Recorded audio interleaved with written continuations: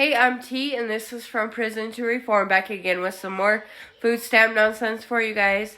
I hope you guys enjoy this one, but before I start the video, please like and subscribe. Turn on your notifications, that way you don't miss any more uploads from me. So without further ado, let's get into the video.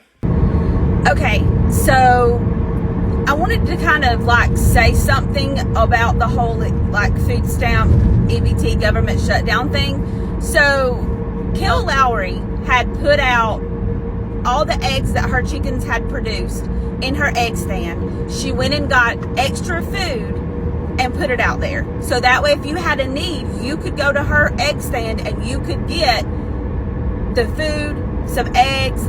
She put a lot out there because her chickens overproduced. So she put a lot out there for families that was in need. And she had said that she watched, or someone had watched, one person go and get all the eggs and just basically all the food and clear out her egg stand. And that right there is the prime example of what I said when I had my video about saying, well, if you went to the beach and you've, got your new nails done and you drive a brand new vehicle and all this, I don't want to see you crying because there ain't no more food stamps and your benefits got cut off. That's what I meant by that. You got these people out there who will ruin it for the people who need it. And that right there is a prime example. She put that stuff in her egg stand for people who needed it. People, not a person. Now, they most likely, maybe, possibly had a need to where they had a family or they had a lot of children or something and they needed the food.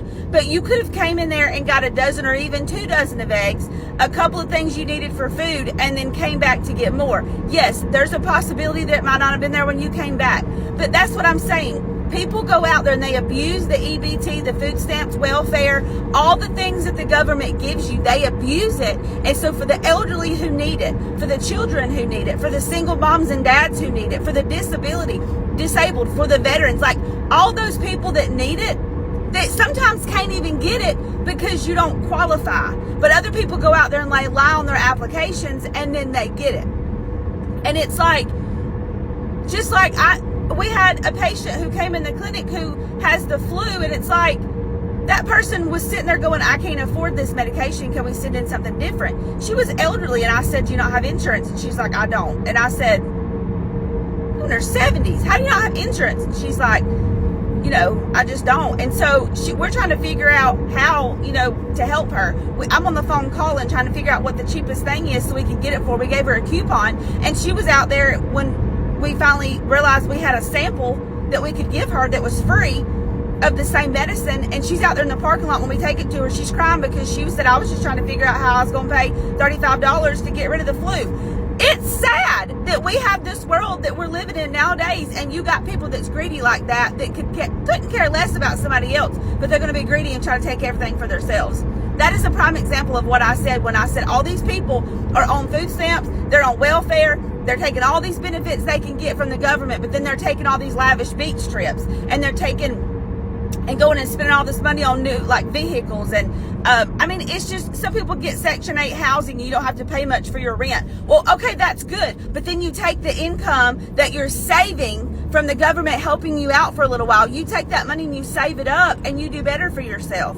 It's not a permanent solution. It's only a temporary solution. You can't go and just live off the government your whole entire life. It's not built for that. It's built for the people. When you need it, go get it. I was a single mom with 3 children, and I raised every single one of them by myself. I did not get child support. If it wasn't for my parents, I probably wouldn't have made it a lot of times that I did. But the Lord is the main reason why any of us get through anything that we go through. And that's why I try to tell everybody, the government you can't go on. I didn't get to go on all these lavish beach trips. If we went and ate at Red Lobster, my kids knew I was getting taxes coming in, because hey, let's go eat one good meal for the year and wherever you want to go, and they always chose Red Lobster. Or if my parents were taking us,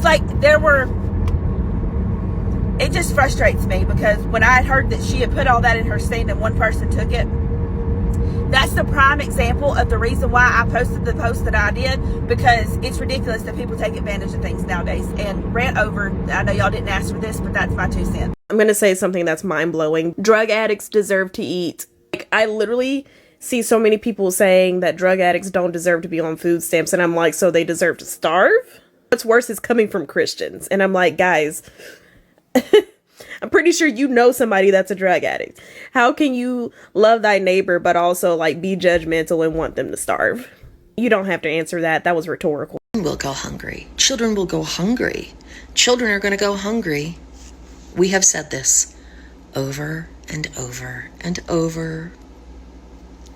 Every time we respond to videos of conservatives, right-wingers, maggots, whatever we want to call them, in response to all of the videos that they're making, when they say that they don't care if SNAP benefits go out in November, this month, or ever for that matter, we remind them that the biggest benefactors of SNAP are the disabled, the elderly, but mostly they are children.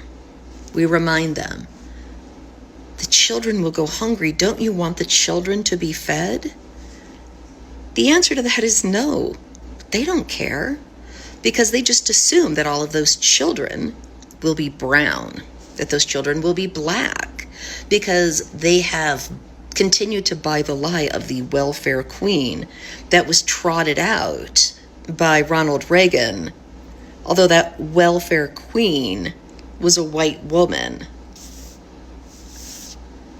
They don't care that children will be hungry. In fact, they probably hope those children will be hungry because it does not occur to them that a lot of those children will be the children of conservatives. They will be the children of right-wing people because SNAP benefits aren't just for liberal people. In fact, a lot of government benefits go to red states. And Pornis doesn't care how you vote. This is a class issue, not a left versus right issue. And again, don't forget, how many meals do you think parents are going to let their children miss before this gets really ugly? So take care, stay safe, continue to build community.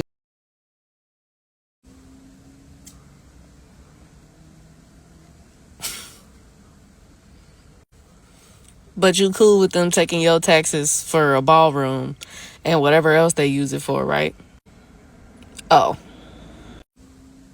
Trump is supposedly changing the requirements to qualify for EBT, Section 8, and welfare. So if you are on these things or trying to get on these things, Trump is requiring you to work at least 30 hours a week to maintain or qualify for these assistances.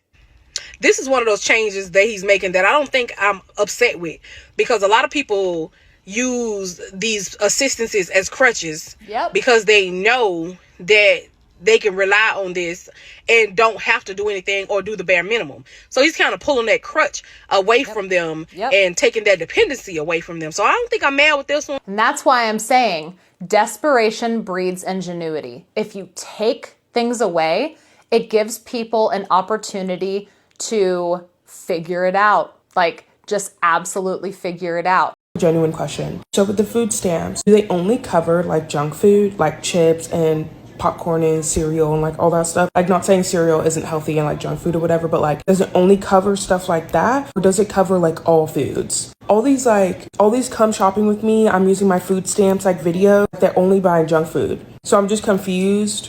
Like, does healthy food not apply? And then also with like the SNAP food stamps, does that only apply to junk food? That's a genuine question. I actually don't really know how food stamps work, but I've only seen the videos on TikTok and I'm like, damn, like, do fruits and vegetables, like, do they not apply? Because like, I guess if you don't really have the money and you're using food stamps, you know what I'm saying? Like, please let me know. Y'all have a genuine question. So I've been seeing so much stuff about the food stamps crisis in the States. I'm up here in Canada. So many videos I've seen about people freaking out that they are going to now have to do 15 hours of community service to get their food stamps. There are two videos in particular. The one was a woman that said that she had been on food stamps for 17 years and she had 6 kids with 4 different baby daddies. And she gets the max, which is $4,300 a month for food stamps, okay? I'm just going to point out that in Canada, food is more expensive, okay? All of it is just more expensive. Down in the States, you got it good, okay? Your food has gotten more expensive, but not to the levels of Canada. My wife and I feed us and our 5 children for $700 a month in budgeting and buying things on deals. And look, we still have fruits. We're a little low on the oranges at the moment, but we still got fruit because she ate them. We're still eating. I'm a big boy. I'm not going hungry, okay? Why do you need $4,300 a month for food? There's 7 of you, there's 7 of us, and we did $700 where it is more expensive. Quit your whining, do your community service, actually work for once, and just stop bitching. Okay, I'm going to tell you guys the story. 100% God honest truth, okay? Me and my ex-husband, we attempted to get food stamps when our two daughters were younger. And we made too much. So what we did was we split shifts so we didn't have to pay a babysitter, picked up extra shifts, and did side jobs just to make ends meet. Now, not everybody has that kind of drive. So that's not my place to judge. But listen, hear me out before you come for me. My neighbor got $891 a month in food stamps, lived on Section 8, had 4 kids. To make ends meet for her, she stole from Walmart, sold that stuff that she stole, and then sold half of her money on her EBT card so that she could put money on her baby daddy's books, who was in jail, and buy weed and whatever else nonsense that she wanted. She didn't work. My point is I could not control how she used her food stamps. But I know if she didn't get those food stamps, those kids wouldn't eat. I mean, they may have, I don't know, maybe she would have got a job or something. My point is I can't control what people do no more than I can control the weather. So when I get to heaven or wherever I go in this afterlife, God's not going to ask me, hey, did you get food stamps? Or did you judge people who got food stamps? And I'm going to be like, you know what, God? What people do is between you and them. Has nothing to do with me. So I'm just going to keep going to work. I'm going to keep hustling. I'm going to keep grinding until I get to where I want to be in life. Because what my neighbor's doing ain't got nothing to do with me. So are there people abusing the system? 1,000%. But are there children who are not going to get food because people are abusing the system if we take it away from them? Also, yes. So let's just continue to be good humans, stay in our lane, mind our business, work hard, focus on you, get so focused on bettering yourself that you can't see everyone else around you. Just do what you got to do. It's not that hard, guys. I hope you guys enjoyed that one. I'm getting closer and closer to the 1,000 subscribers. Thank you for the new ones, and thank you for the ones who have been here. I truly appreciate you. I want my channel to grow so that I could get out of this verbally abusive home with my 2 kids safely, start all over, and yeah, but you guys already know about that. So yeah, I'm getting really close to the 1,000, and I just appreciate every single one of you. I hope this channel really not blows up, but I hope that, you know, I could make a living off of YouTube. So I really hope that I'm moving in the right direction. If there's anything that you would like me to post, please let me know. Give me your recommendations. I want to make sure that my audience is happy with the content that I put out and that you guys don't switch up on me. because I know it happens. But yeah, thank you so much. I hope you enjoyed this video, and I hope you guys have a great night.